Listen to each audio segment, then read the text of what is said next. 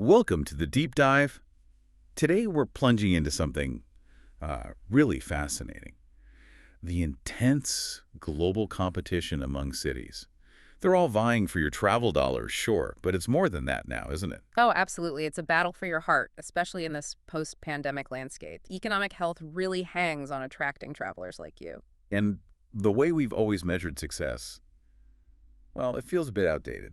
Yeah, those old yardsticks, as I sometimes call them. Visitor numbers, how much money they bring in, hotel capacity, airport size. It's all supply-side stuff, really. Right. And does knowing, say, the number of tables in a restaurant really tell you if the food's amazing or if you'll have a great time? Exactly. It doesn't capture the experience, does it? And that's the crux of it. Travel itself has shifted. You're not just looking at things anymore. No, you're an active participant. You're But looking for stories, connections, actual emotional exchanges. so this gap between a city's capacity to host people and its real attractiveness, it's getting wider. Definitely. It's moved beyond just a logistics puzzle. Now it's about designing these, what the sources are calling curated emotional journeys. Curated emotional journeys. I like that. It really captures the change. Traditional metrics tell you if a city is ready for you. But not if it's genuinely loved, and that love, that connection, that's becoming critical for long-term sustainable success. So what's the alternative? How do we measure that love? Well, that brings us to what we're diving into today. The Yanolja Attractiveness Index. It's a collaboration with Purdue University and Kyung University. And this isn't just another ranking list, right? Not at all. It's trying to fundamentally reframe how we even think about tourism competitiveness. It shifts the focus away from the suppliers, the cities themselves. And puts it squarely on your perspective, the traveler's experience. Precisely. So our mission in this deep dive is to explore why an index like this is needed now, how it actually tries to scientifically measure something as subjective as attractiveness. What the latest results for 2025 tell us about who's capturing hearts and maybe what lessons we can all learn from it for the future of travel. Yeah, ultimately, it's about understanding what makes a city truly resonate with you. Okay, let's unpack that attractiveness. Where do we start? Maybe with the basics. Why do people even travel? Good starting point. Our sources bring up the classic push-pull theory. Push factors are your internal drivers, the need to escape, maybe find yourself, seek out new things, that inner nudge. Things pushing you out of your routine. Exactly. And the pull factors. Those are the destination's appeals drawing you in. Beautiful scenery, fascinating culture, great shopping, buzzing nightlife. Yeah. The things that make a place seem irresistible. So attractiveness is kind of the bridge between your desire to go somewhere and a city's appeal. Perfectly put. It links your internal push with the external pull. It influences why you travel and helps you choose City A over City B. But it's more complex than just ticking off boxes of what a city offers, isn't it? It's about feelings, too. Absolutely. That leads us to destination image theory. We form these mental pictures, right? There's the cognitive image, the head-based stuff. Like Paris has the Eiffel Tower, factual knowledge. Right. Or New York has Broadway, and Yeah. then there's the affective image, the heart-based response, the feeling. Paris is romantic. Or maybe New York is just so energetic. Exactly. And it's the combination of these cognitive and affective images that really shapes your decision, how you experience the place, and how you remember it. Which brings us back to the Yanolja Index, because it seems to bake this head and heart idea right into its core structure. It does. It uses two core engines, reputation and attractiveness. Okay, so reputation. That's the head part. That's right, the cognitive engine. It measures how widely known a city is, how often it pops up in global conversations. Think social media buzz, search trends, general awareness. So it's like the city's public profile. It's visibility. Yeah, it's the prerequisite. It gets a city onto your radar. It provides that social proof. If everyone's talking about it, it feels like a safer bet, Reputation opens the door, gets a city on your potential list. Okay, so reputation gets it considered, but then there's the second engine, attractiveness. That's the heart. Precisely. This measures the actual positive emotions people feel and express about a city. Those comments like, the food was just incredible, or people there were so genuinely kind. The stuff that makes you really connect with a place. Yes, that affective dimension, that's what builds real emotional attachment. It turns a trip from just visiting into something unforgettable, something you want to repeat, something you tell your friends about. Attractiveness transforms known into loved. And the way these two interact, that's where the strategic insights come in. Exactly. When you plot cities based on both, you see interesting patterns. high reputation, and high attractiveness. Those are the blockbuster masterpieces. Everybody knows them, and generally everybody loves the experience. Like those big movies that win awards and make a ton of money? Perfect analogy. Then you've got cities with high attractiveness but maybe lower reputation. The hidden The gems. hidden independent gems, yeah. People who find them fall in love, but they're not yet household names. Okay, and the critical one. High reputation, but low attractiveness. Those are the ones the index calls overhyped productions. Yeah. They might have huge marketing budgets, generate a lot of buzz. But the actual experience doesn't quite live up to the hype. Like that blockbuster movie with all the stars, that just falls flat. Precisely. This framework really highlights where there might be a mismatch between the marketing story and the lived reality. Reputation makes you know the city. Attractiveness makes you love it. It spots those imbalances. So how do they actually measure this? Especially the love part, the attractiveness. It seems so subjective. It's a huge challenge, but their method is quite clever. They call it global scale digital ethnography. Sounds fancy. What does it mean in practice? Basically, they dive deep into our digital footprints. They analyze vast amounts of user-generated content, authentic, unfiltered stuff from social media, blogs, forums, review sites. So real people talking about their real experiences. Exactly. And importantly, they deliberately exclude traditional news and broadcast media Why is that?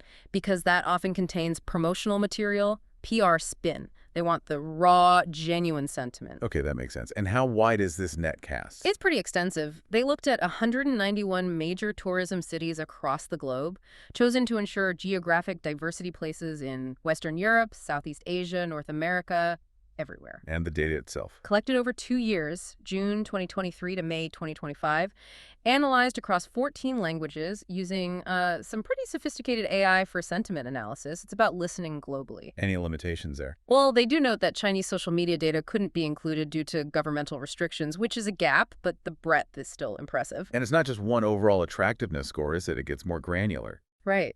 They break it down into 4 key pillars or dimensions, each weighted differently, to give a clearer picture of what people love. Okay, what are they? So the first 2 carry the most weight, 30% each.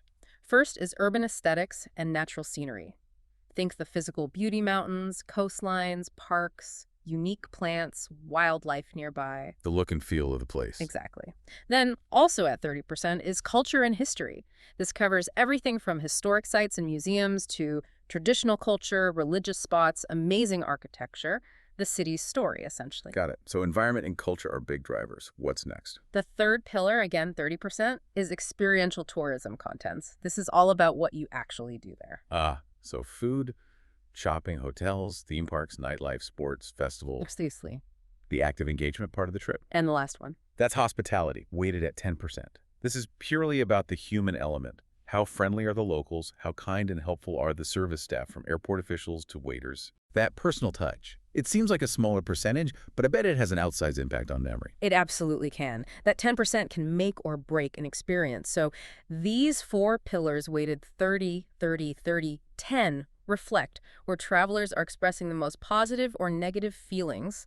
It shows that surroundings, culture, and what you do are paramount, with that human welcome as the vital final layer. And they go even deeper, right? Subdimensions within these? Yes, 17 subdimensions in total, allowing for really detailed insights. They combine the positive sentiment ratio with the sheer volume of buzz, weight it all, and then standardize it against a global average using 2024 as the baseline score of 100. So you can track changes year on year. See if cities are genuinely getting more attractive in specific areas. Exactly. It's designed to be dynamic and show real shifts in how cities are resonating, not just how much they're being talked about. Okay, so let's get to the results. With all this methodology, what did the 2025 global tourism landscape actually reveal? Who's winning hearts? Well, the big picture is positive. The overall Global Tourism City Attractiveness Index hit 114.01 for 2025. That's up 14% from the 2024 baseline of 100. Correct. It shows a strong recovery post-pandemic, definitely. But maybe more importantly, it points to a reconfiguration of what travelers are prioritizing. How so? All 4 main dimensions grew, which is good, but the leader was culture and history, which reached an index of 116.78. That suggests a real growing hunger for, meaningful, educational, perhaps deeper travel experiences. Interesting. And what about specific cities? Any major shifts? Oh, some big ones. The headline grabber is Osaka. It jumped from third place in 2024 right up to first place in 2025. Wow. Why the surge? It's a fantastic example of that blockbuster masterpiece. It scored incredibly well across all four pillars: experiential stuff, culture, hospitality, and scenery. Just a really well-rounded, highly loved destination right now. What about the previous number one? That was Kyoto. It slipped from first to third. Still very strong, obviously, renowned for its traditional culture and beauty. But its score for experiential contents was weaker. It really highlights that even if you have world-class culture, you can't neglect the other aspects, like modern entertainment or diverse activities. Relying on one core strength has limits. And Paris. Still up there? Paris held on to second place, super strong in culture and history as you'd expect, though the index did flag some continuing perceived weaknesses in hospitality. Any of the big movers? Bangkok made a huge leap from 16th place up to 7th.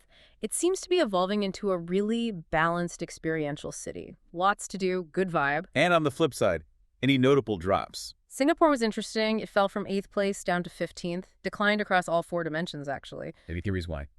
The analysis suggests perhaps the limitations of relying too heavily on sort of engineered or maybe less organic environments. Maybe assigned travelers are seeking something else right now. And any other rising stars catching your eye? Definitely seeing strong momentum from Korean cities. Seoul climbed into the top 5, number 5 globally. Big strengths in food, shopping, and they really boosted their scores for natural scenery and hospitality. Nice. Jeju Island jumped up to 16th, leveraging its amazing landscapes and marine activities. And Busan moved up to 23rd, known for its coastal beauty, food scene, and festivals.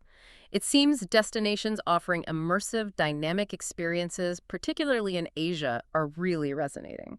So, boiling this down for you, the listener, what does this mean for your own travel plans or desires? Two big trends really emerge from the data, right? Yes, two transformative trends. The first one is what the report calls the commodification of the stay. Anything. Positive sentiment towards accommodation, like hotels, only grew by about 5.35%. That was the lowest growth among all the detailed subdimensions. So people aren't getting excited about hotels anymore? It's not that they don't want nice hotels. Cleanliness, comfort, those are absolutely expected now. They're hygiene factors. But they don't seem to be generating the wow factor, the emotional buzz, the shareable moments like they used to. The focus has shifted. From where you sleep to what you do, your actual experiences. Which leads directly into the second trend, I guess. Exactly. The premiumization of the experience, this is where the real energy is. The categories with the strongest growth and positive sentiment were all active participatory things. Like what? Educational sites, think museums. Historical places with good interpretations surged by an incredible 26.51%. Wow, that's huge. People really want to learn while traveling. Deeply. And flora and fauna grew almost 20%, 19.39% to be exact. There's this biophilia trend, this desire to connect with nature, even within or near cities. That makes sense. What else? Outdoor activities were up strongly, over 17%. Shopping also saw a big jump, over 17%. And significantly, friendliness of service providers was up over 17% too. So people want immersive, enriching experiences. They want to learn, connect with nature, be active, shop for unique things, and feel genuinely welcomed by friendly people. That's the takeaway. It's way beyond just a comfy bed and a nice view now. You're seeking depth, engagement, connection, things that create lasting memories. Okay, so shifting gears a bit, what should the industry itself take away from this? How can cities and businesses actually use this index? It's not just interesting data, it's meant to be actionable, right? Absolutely. For city governments and the DMOs, the destination marketing organizations, it's like a strategic compass. How so? Give me an example. Okay, take Kyoto again. Its culture scores are stellar, but it slipped because experiential stuff lagged. So the index suggests, don't just keep pushing temple ads. Use your resources for precision targeting. Maybe invest in developing unique modern entertainment options, diverse activities, maybe boosting the nightlife scene to complement the traditional strengths. So to help them allocate resources more effectively, like a resource map showing where investment will make the biggest difference in attractiveness. Exactly. And it allows for evidence-based policy evaluation. Let's say a city runs a big campaign to improve urban services. Okay. The next year's index results, specifically the hospitality scores, particularly friendliness of service providers, will show empirically whether that campaign actually moved the needle on traveler perception. It creates accountability and helps refine strategies based on real feedback, not just guesses. And what about looking at other cities? That's the competitive benchmarking piece. Don't just compare yourself to your immediate neighbors. If you want to improve your food scene, look at the data. See who scores highest globally in gastronomy, maybe it's Seoul or Osaka, and study what makes them successful. Learn from the best globally. Makes sense. And what about the private sector? Hotels, airlines, tour operators. What's the message for them? A very clear one. Focus on market demand-oriented product development. That huge growth we saw in educational sites, shopping, activities, that's a direct signal. So create products that meet that demand. Yes. Develop more in-depth museum tours, curated shopping experiences, adventure packages. Hotels especially need to think beyond just beds. They should aim to become experience platforms, bundling accommodation with these high-demand activities. And the service element, that friendliness score. That points to data-driven service innovation. If your city's hospitality scores are lagging, particularly service provider friendliness, that's a flashing red light for every hotel, restaurant, and shop. Invest in training. Heavily. The data proves service quality isn't a nice-to-have anymore. It's fundamental for competitiveness. People notice, and they talk about it online. It directly impacts attractiveness. And finally, how should this influence marketing? It calls for more authentic marketing communication. If the index shows you're a hidden gem, high attractiveness, but low reputation. People love you, but none of people know you yet. Right. So don't just rely on glossy ads or maybe even flashy influencers. Lead with what you have. Genuine visitor reviews, user-generated photos and stories. Let the real love for your city shine through. And if you're overhyped, high reputation, low attractiveness. Stop the broad awareness campaigns that just say, visit us. It might not ring true if the experience isn't consistently great. Instead, use the data to pinpoint specific things within your city that are genuinely loved, maybe a particular neighborhood, a specific type of food, a unique festival. Focus the marketing on the proven bright spots. Exactly. Shift to evidence-based storytelling. Not, our city's amazing, but visitors truly love the specific experience in our city. Be honest and targeted. This whole deep dive really underscores a major shift, doesn't it? Moving beyond just counting heads or dollars. To actually valuing the quality and depth of the experience, measuring the resonance. Yeah, the Yanolja Attractiveness Index feels like the first big tool designed from the ground up with your experience, the traveler's perspective, at its absolute core. And by doing that, it creates this shared language. Policymakers, businesses, even travelers like you, everyone can use this data to talk about what makes a great experience and how to make it even better. When one city lifts its game in service, or another boosts its cultural offerings based on this kind of insight, the whole travel ecosystem gets richer. It leads to better, more meaningful journeys for all of us. So let's leave you with a final thought to mull over. Looking ahead, the most successful, the most sought-after cities, they probably won't be the ones with just the biggest airports or the most five-star hotels. No, the real winners will be the cities that manage to resonate most deeply, most authentically, and most durably in the hearts of travelers. So as you dream about or plan your next adventure, maybe ask yourself, what kind of heart resonance are you truly looking for?